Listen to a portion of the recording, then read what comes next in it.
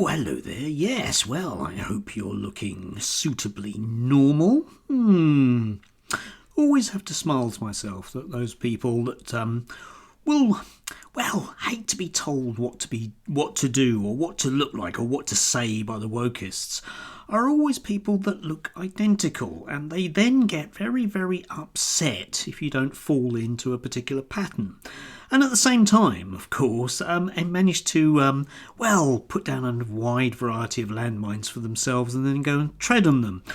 All of those people that decry notions about tomboys and young people who may or may not be trans seem to get very, very upset with the notion that boys and girls might look quite similar, especially when they're, prepubescent. So we end up with, inevitably, stories like this. Mortified short-haired schoolgirls forced to give evidence of their gender doing football match. Yes, which is about a couple of 11-year-old females who, look like 11-year-old females but with short hair, and parents have been saying, isn't it absolutely dreadful, learned behaviour from the media, that they're playing, as boys on a football team, because everybody knows there are differences between boys and girls, which means that, boys at 11 are going to be so good at football and girls aren't.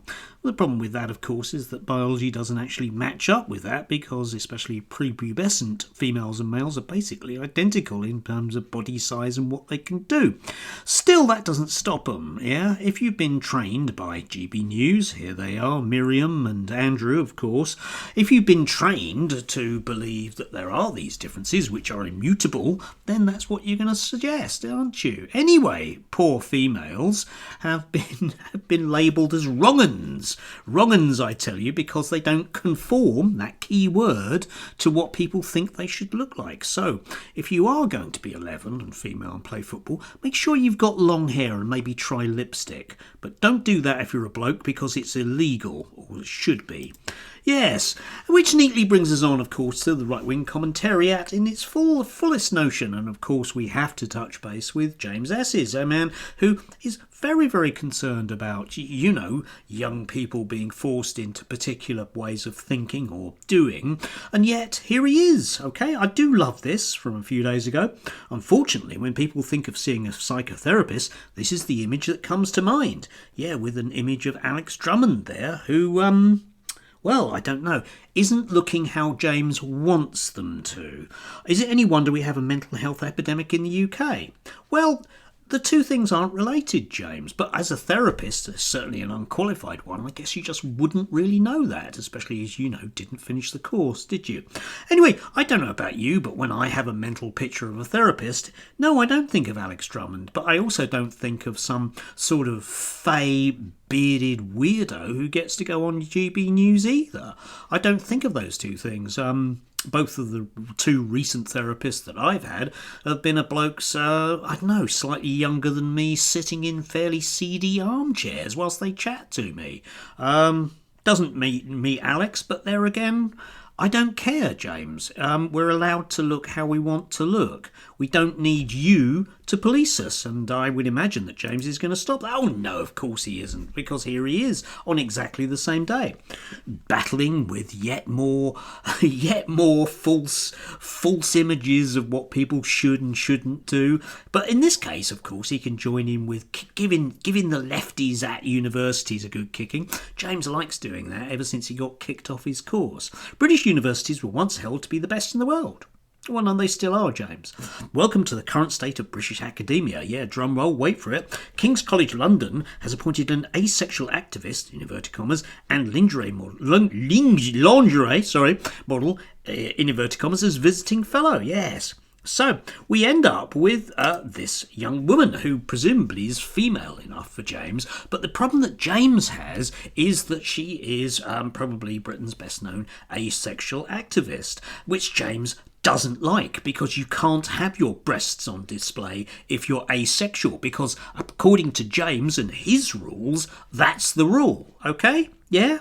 Anyway, she's been appointed by King's College London, who have presumably decided to do that. She's got a master's in sociology, so I'm sure there'll be some very interesting stuff coming out from her and indeed that school in no time at all. But of course, it's wrong, right? Okay, it's wrong, isn't it? Women shouldn't be allowed to look like that.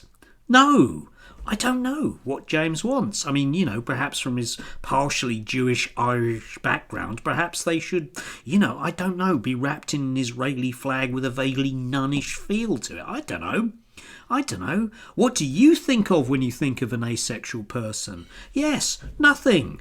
But it's none of James's business, is it? It's none of James's business what these people look like. It's their choice, as ever with these kind of things, okay?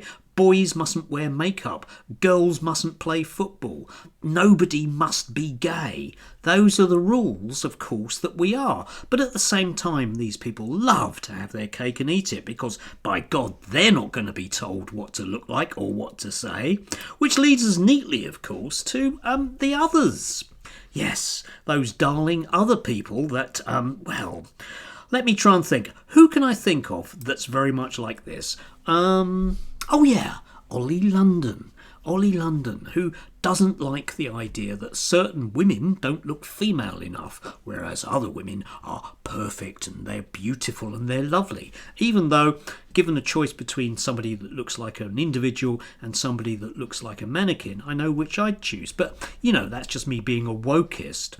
But if you do an image search, of course, for Ollie London, then these are the first ones you come up with. Now, I realise that Ollie is a sinner who has repented, but by God it sticks in the craw whenever he has the audacity to complain that people look funny.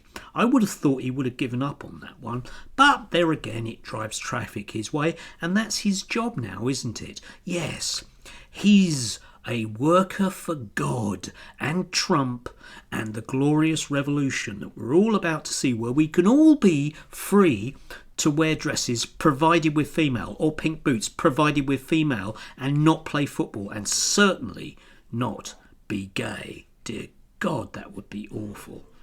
Ooh, thank God we have such luminaries in our presence, eh?